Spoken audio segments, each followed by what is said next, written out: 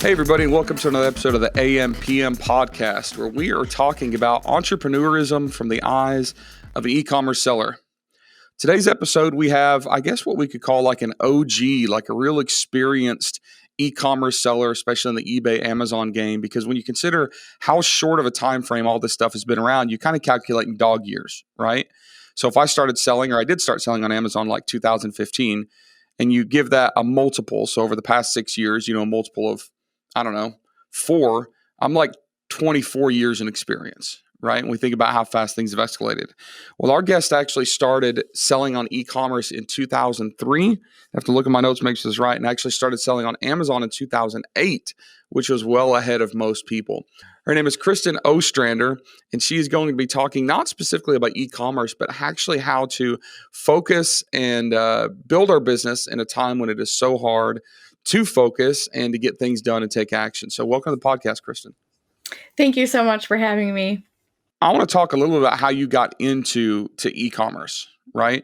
When we look at these dates, 2003, 2008, it wasn't popular. It wasn't well known. Like people weren't discussing this. So how did you end up getting into e-commerce in general? And then how did you get started on Amazon more specifically?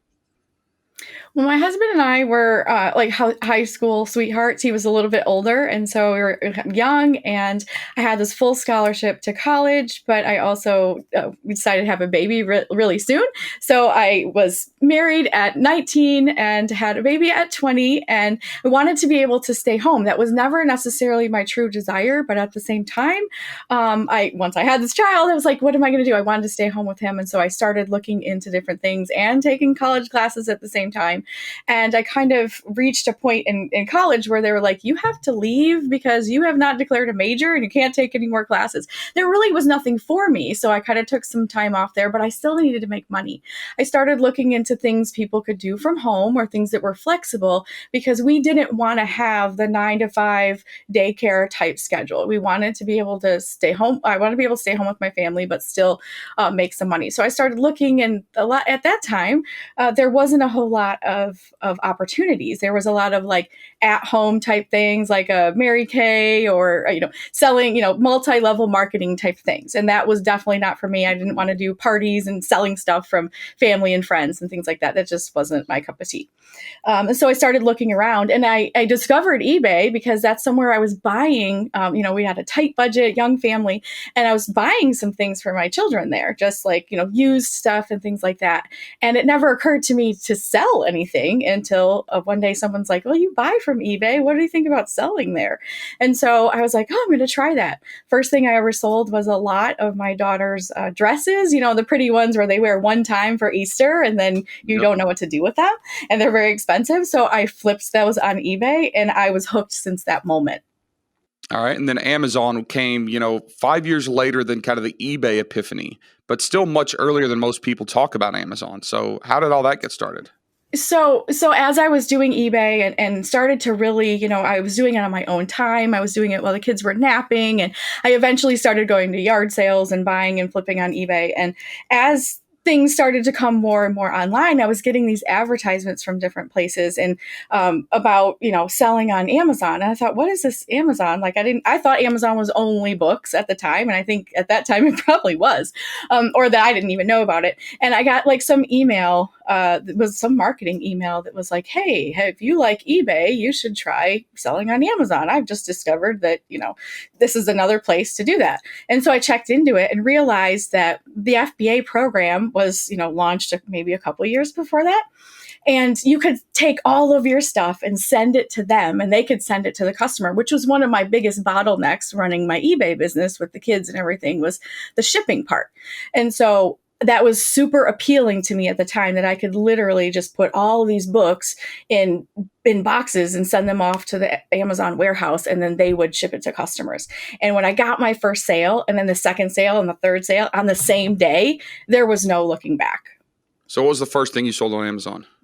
It was a Fanny Farmer cookbook, and I got it at a wholesale discount, like a book discount sale. It was like a whole case of them they had, and it was like the Facsimile version. So it was like the newest, oldest version, and they were all wrapped in plastic. And I bought one case of them somewhere and just sold those and a couple other used books in the same day. And the system and process, at least at that time, was really pretty simple and plain. And like, I can load 100 books into a couple boxes, send them to Amazon, and then just get these sales without dealing with customers or pictures or listings. It was fantastic. We talked about your first kid that you had when you were 20, and since then you followed up with a couple more, right? Yeah, indeed. All right. So you got 3 kids. You're a stay-at-home mom while also becoming a marketplace superhero on eBay and Amazon selling these things. Kind of skip forward, you since have launched a coaching program and kind of a course teaching, if I had to guess specifically, these methods of, private labels mixed with bundling, mixed with reselling that I know we've talked about a little bit, that probably is geared more to be started as a side hustle, right? Like, you're not teaching, hey, go out and raise $1 million and build a brand. Like, this is more approachable from maybe the stay-at-home mom genre of business. Is that all accurate? Sort of. So yeah, for me, it definitely started as like just a way to make money from home. But as I started to really grow and get into wholesale and get in, switching from arbitrage and retail arbitrage and those things into wholesale, and realizing the margins there were really pretty thin, but at that time couldn't afford to do private label.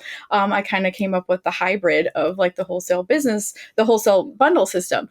But that, although we talk about it being a side hustle, it's definitely doable and starting from a small scale, but it can be upwards of this is our full-time income for our family. Sure. It just took many years to get to that.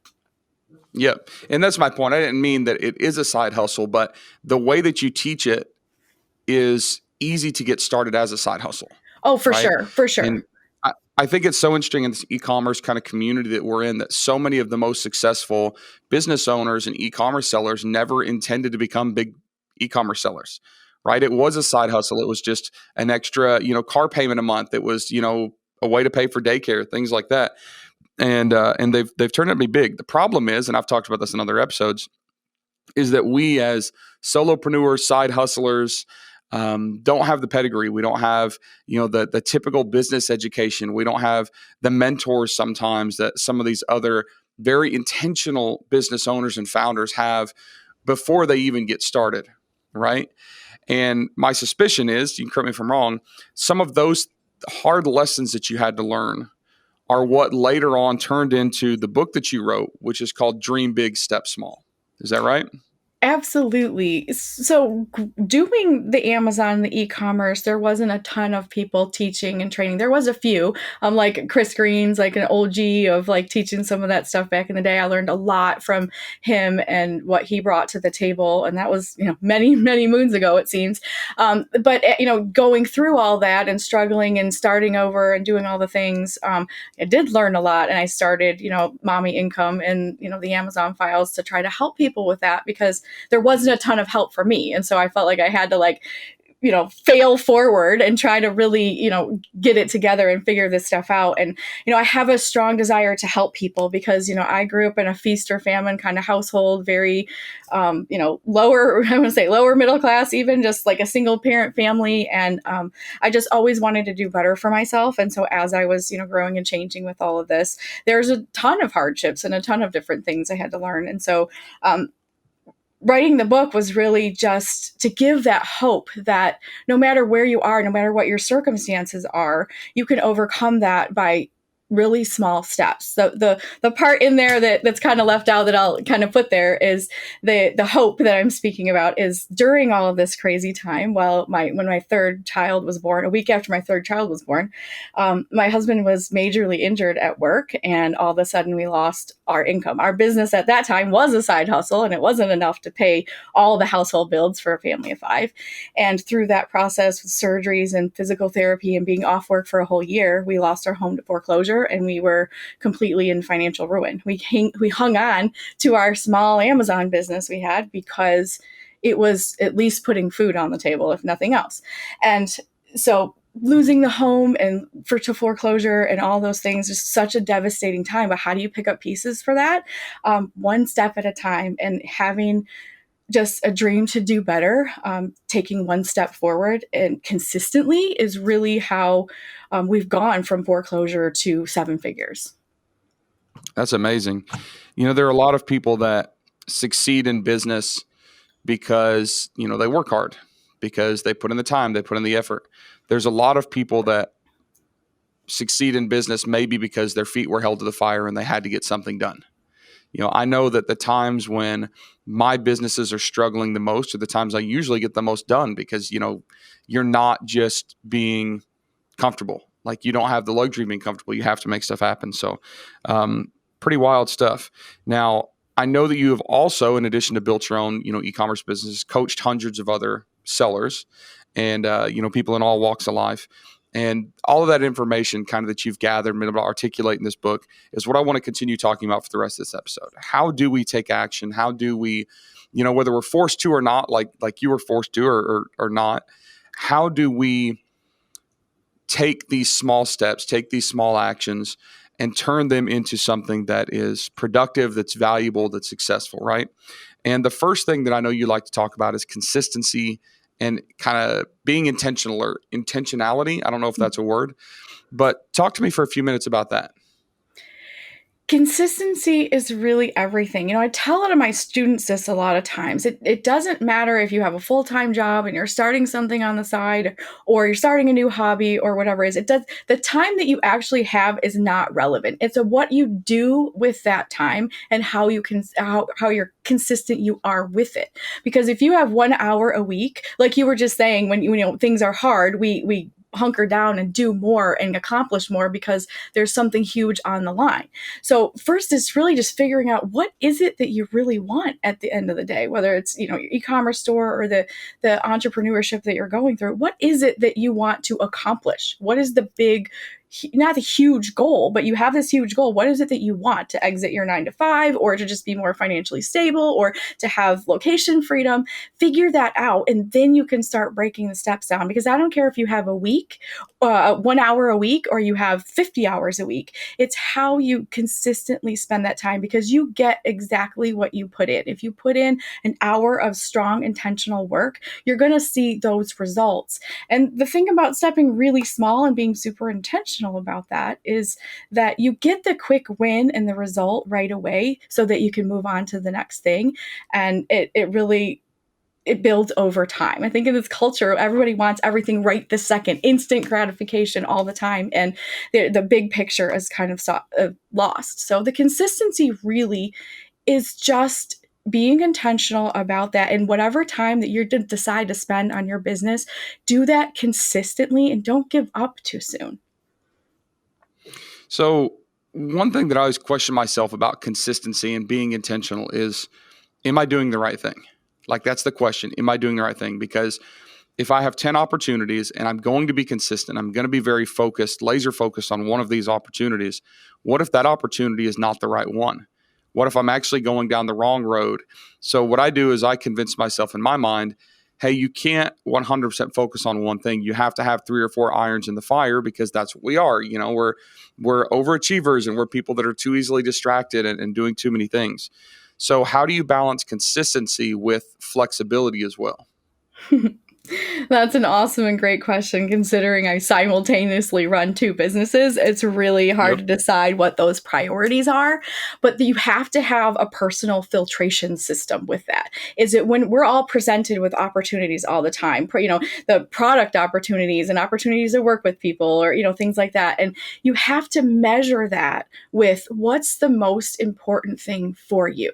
Is this in alignment with the most important thing that you're doing? What is your ultimate big goal? And yes, that can actually change, but we don't want to keep moving the target too much. So whatever that is, making sure you're doing the right things, because I don't care how well you do something. If you're crossing someone else's finish line, it doesn't matter.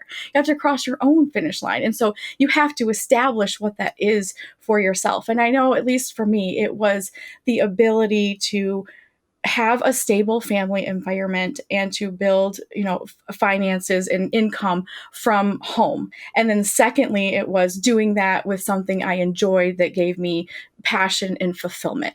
And so because of that, I've raised my children to understand that, like, I don't care what you do for a living or how much money you make. You have to get up and do that job every single day for Lord knows how many years. So you better do something that you enjoy, because life's not worth just chasing after dollars.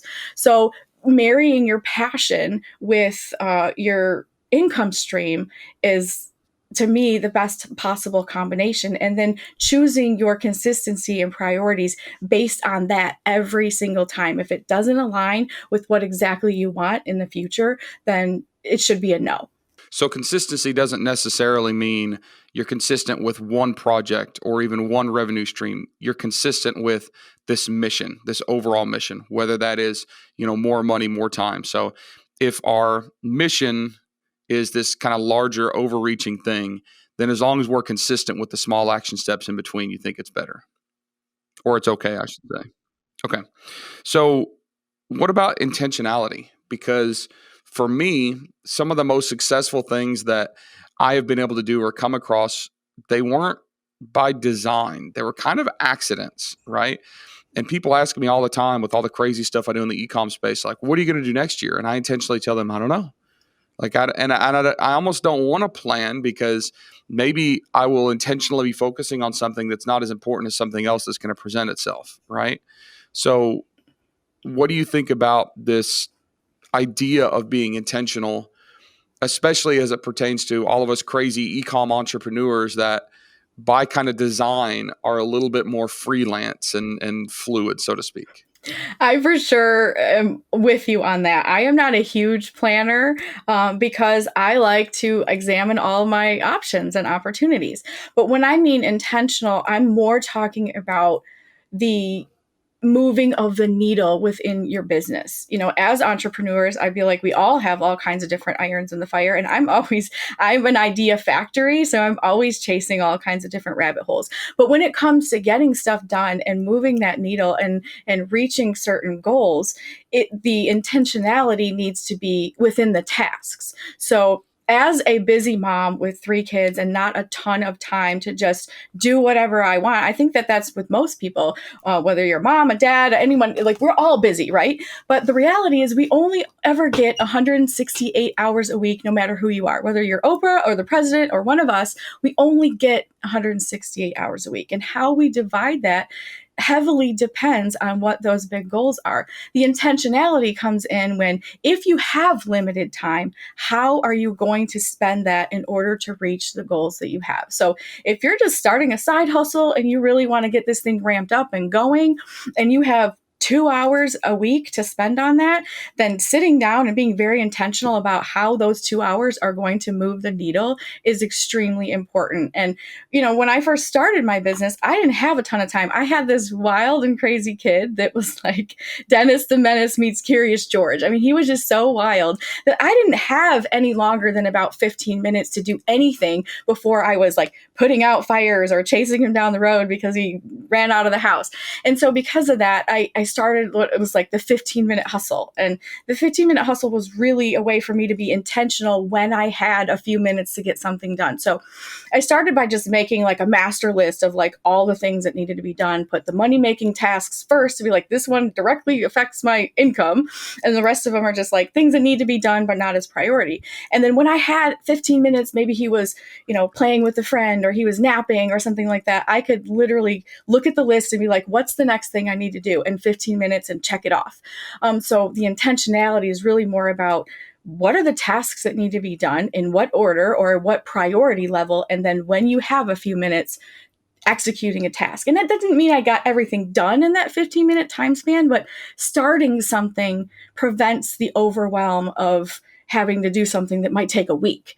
So if you're intentional and do 15 minutes a day on that same project, it'll be done in a week, rather than saying, oh, I have to wait until I have a full Saturday to devote to this, one project. So that's how I really stepped really small and saw constant movement in not only my income, but in my progress by just doing really small intentional tasks. It is funny you're calling this, the 15-minute hustle strategy, taking a large project and maybe breaking it up into these things. I wonder how much time I waste by convincing myself, oh, I've only got 15 or 20 minutes. It's not worth getting, deep in the weeds on this project. But then I'm sure if I add all those up, it'd be a lot of time. So what other actionable steps do you have for people with this 15-minute hustle strategy to take advantage of the time that they do have? Do you have anything actionable that I can take notes here for myself and and kind of take advantage of some of this myself? Well, number one, you have to really decide what it is, whether it's project based or it's a big goal within your business. I like to look at smaller goals because they're easier for me to establish. When I see something big, huge, like I want to make $1 million, that seems big and overwhelming, and I just want to go sit on the couch and watch Netflix instead of working on that. But if it's just like, I need to make $100 more this month, that is way more doable, and there's way more action steps. So first of all, decide what it is you're working on. I mean, I'm going to use like the silliest example here, but like cleaning out the closet that we all have, right? We all have that one closet or that one drawer or that one something in our house that's just like stuff full of all the stuff that we don't know what to do with. So it's like, just put it in the hall closet, and pretty soon the hall closet is overflowing. And when you look at that, you realize it's probably going to take all day to go through that closet and figure out what goes where, get rid of stuff, whatever. But if your goal is to clean out that closet and purge it and, maybe make it nice and clean again, then you can take a 15-minute hustle and you can say, okay, I'm going to clean off the top shelf today, and set a timer 15 minutes and then let yourself off the hook after that 15 minutes. But by the end of the week, if you do that every day, that closet will be nice and clean, and you'll still have a full Saturday to do whatever you want. So whatever that goal is, whatever that little small thing or a big thing that you want to accomplish, putting it on the list, making a list of even all the different tasks that go involved in that. Like, okay, to clean out the closet, I'm going to need to throw away, to keep, to sort, to donate. I'm going to need some bins. I'm going to need a garbage can, and, kind of go through some of the stuff and how I'm going to organize that. So make that small list, and then 15 minutes. Oh, my kids are busy doing right now. I'm going to go clean off just the top shelf, and letting yourself off the hook for that. Because a lot of times once we get started, we'll end up realizing we have a little bit more time than we think, and we might just like get it done, bang it out. It might be less than we thought, but we spend too much time assuming that this is going to take too long, or I don't have enough time to execute that, when we could have been done by now. So, just getting those things done and having really clear, goals for yourself, big or small, knows where you're aiming. You can't constantly aim at a moving target or no target at all. So you have to decide what it is that you want to accomplish, and then take those really small steps to get there. Got it. And do you think that the 15-minute strategy, that's as low as you can go?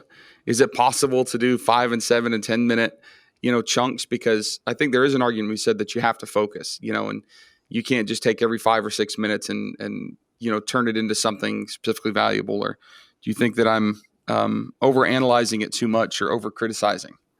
Honestly, I think it's whatever can work for you, whatever time frame. I'll tell you this, like there was one time where I got on a Facebook Live to just let my audience know about one of its new courses I was dropping, a 5-minute live.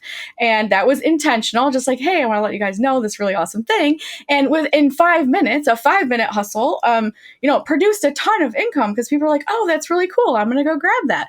And so you can do what you want with it. It's just about knowing what your goal is and being intentional. I love even 5-minute hustles, because I think people will be really surprised if they made a list of like literally all the things that need to be done, and then realize how little time it takes. Most of the time, people procrastinate and don't even get started because it's something they don't like, or that they don't understand, or they assume or already know it's going to be difficult.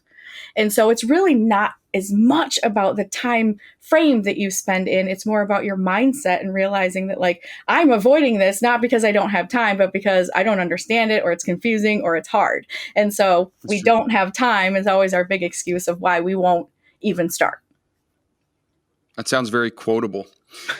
So we're talking about these kind of methods and pieces of advice to make progress for people that don't have a lot of time initially, right? They've got a 9 to 5, they've got kids, they've got, whatever's going on in their lives that leads them to not be able to take giant chunks of time and execute, right?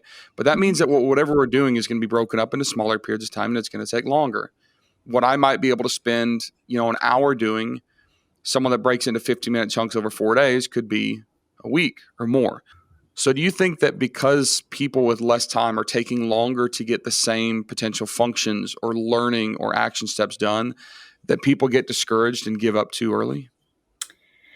Actually, in my experience, my students and the clients that I've been working with, the ones that have the least amount of time actually make the most progress because their time is so limited that they're extremely focused and intentional. If you only have an hour to work with, you better not be distracted because that's all you've got. And so I have noticed that the people with less time actually accomplish more because they're just super intentional, to where one of my clients that has like a 40-hour plus week and nothing really else to do, work on her business, makes a lot less progress because she thinks she's got all the time in the world to do all these things when really she's wasting a lot of it doing tasks that are not as important or things that aren't even relevant at all. More Facebook scrolling or more, just like little things, avoiding the hard things, because we're all going to do hard things. Like, entrepreneurship is tough sometimes, and we're going to have to learn new things. We're going to have to fail and all that. So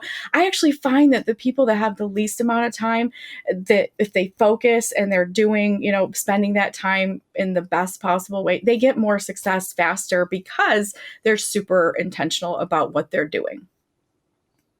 That makes a lot of sense when you say it, but in kind of action, I have found myself so discouraged because things can take so long. And then we compare ourselves to others. You talk to your friends or your family that are in business that are able to execute some massive project in 1 week, where I've been working on this stupid thing for 3 months, and then I convince myself, well, it's not for me, or I don't have time, or something like that. So it's nice to hear your observation that maybe the people that don't have as much time are the ones that are more focused, are the ones that are actually better utilizing every minute that they do have, right?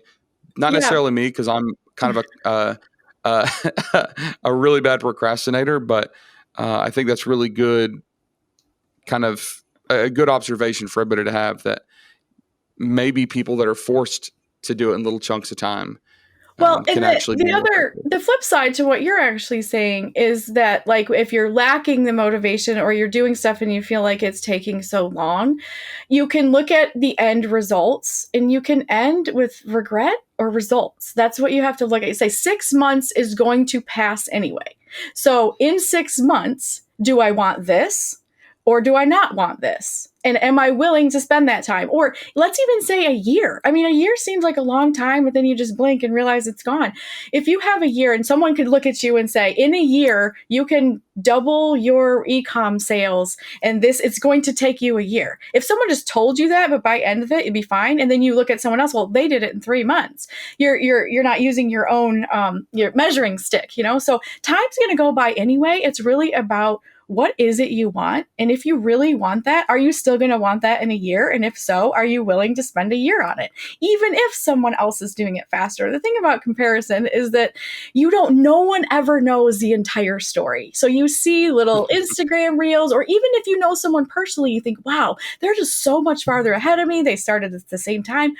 We all have different schedules. We all have different personalities. We all have different finances, different allotments of time that we have. So no two stories are the same. So comparison, although we all tend to default doing that, is such a crazy concept if you really think about it. You can really only compare two things that are like identical, right? So we really have to tell ourselves, time's going to go by anyway. Do I want this goal? Do I want to meet this goal? Or do I want to accomplish this? Or don't I? And am I willing to do what it takes, however long it takes, to get my result, regardless of what everybody else is doing? Because I only have my finances, my time, my knowledge, my education level. I can't compare that to what everybody else has. I can only work with what I've got. Yep, absolutely. So what other tidbit do we have as we kind of wrap up on time that you would like to share with the audience here about maybe taking action, or maybe it's an actionable step to utilize the resources that we do have instead of making excuses for not having enough? Anything else you'd like to share? Examine your passion and your ultimate goal. I always talk in the book, I talk about this like in the very beginning, it's creating that in a perfect world. Now, I know there's no such thing as a perfect world, but let's indulge for just a second. We all can do fantasy, right? Like Star Wars and Marvel and all that, right? So we can totally get on board with this. But like, if you could dream up your perfect day, what would that look like? And what do you want to feel at the end of the day? A lot of people are just talking about money and freedom and all this kind of stuff, but what is it that you want to feel and what's going to get you to that place? And this is about setting, goal setting, whatever, but just even dreaming up, like, what is the best day and time? What are you doing in your business? What are you doing throughout your day? What is that feeling at the end of the day that you want? Because if you say, oh, I just want more money, well, more money, why? Because more money gives you more options. It gives you more choice. It gives you more freedom. It gives you more peace, security, whatever those things are. And then if that's what you want, setting that up and setting up what is the very next step. Because let's be real, there's a huge gap between what we really want at the end of the day, this in a perfect world, and where we are right now. And whether the gap is 10 feet or 10,000 feet, there's always a next step. So if you've got a huge gap between where you want to go and where you are now, say, okay, what is one step I can take in that direction? And maybe it's researching a new side hustle if you hate your 9 to 5 and you want to feel financially free or peace, or you hate your boss. Okay, getting out of that job is the big goal. In order to do that, you need to replace your income. How do I replace my income? I start looking at other options and looking at the very next step that you need to take in that. And once you take that step, then what's the next small step you can take? And over time, whether it's 6 months or 12 months or 90 days, you're making consistent progress towards that one thing. Makes so much sense. So a lot of the guests that we have on, I always have this final question that I'd like to ask you. And you didn't aspire initially, or you didn't know you were going to aspire to be an entrepreneur. You were married at 19, like you said, had a kid at 20. You went through some kind of calamity on the home front, I guess you could call it at some point. You didn't go to college. You didn't get your MBA, but you had to learn from other really, really smart people. And I do that by reading. I suspect that you do too.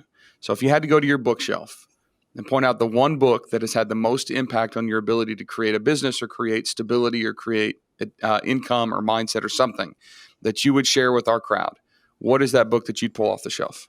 Oh, just one? Just one. It's got to be one. Okay. No Excuses by Brian Tracy. It's kind of in your face. I hadn't heard of that one before. It's very practical. It's in your face. He doesn't allow you to have excuses. Is this what you want or isn't it? And if it is, what are you going to do about it? And there was a couple times I had to stop reading because there was so much action I needed to take that I couldn't even move on. And I really just enjoy that. And he, I can't mention another book, never mind. But Brian Tracy, if you get one, there's a couple others that he has that it really speaks to me because it's very practical, very hands-on, very like, get it done or not. Do you want it or don't you? And it's not really, it's not as black and white as I'm saying, but at the same time, it's really not as complicated as we want it to be. Do you want this? Yes or no? If you do, what do you need to do about it? So I feel like you do have another second book that you need to tell us about. So go ahead. I could feel the excitement there, and I don't want to throttle that back. So well, the other book I was going to mention with Brian Tracy is Eat That Frog. So he's talking about how we procrastinate, how we put it off as far as like not doing the things we really need to do because of fear and because of procrastination or the unknown or all these things. And it's like, just eat the frog and see what happens. All of the fear, a lot of the stuff that we have and the stuff we're doing are based on assumptions and based on, things that we're imagining, to where it's like, if you actually do it, then you have something to measure it with and decide, is this for me or is this not? But how can you know if you don't fully do what you need to do? Yep. Awesome. I love it. Well, thank you so much for being on. If people wanted to, find out more about you or get some more information about what you have going on, where would they go to look for that? So I host the Amazon Files podcast, and then everything else is under Mommy Income. I'm just a mom making income, so you don't have to be a mom, but mommyincome.com is all of my .coms, and that's all of my social handles as well. So YouTube and Facebook, Instagram, everywhere is Mommy Income. Awesome. Well, thank you so much for being on. And for all of you that are listening, thanks for listening again. We love all of you listeners. We also love feedback. We love reviews. We love requests. If any of you have any great requests for any type of content that you'd like to hear us talk about, you can find us on all the social media channels. Send us messages to our Instagram account or leave a post in the FBA High Rollers Facebook group online, or send a message to the AMPM podcast Facebook page as well. We keep an eye on those messages. You can contact us there. Thanks again so much, Kristin, for being on. Thank you all for listening. We'll see you guys on the next episode.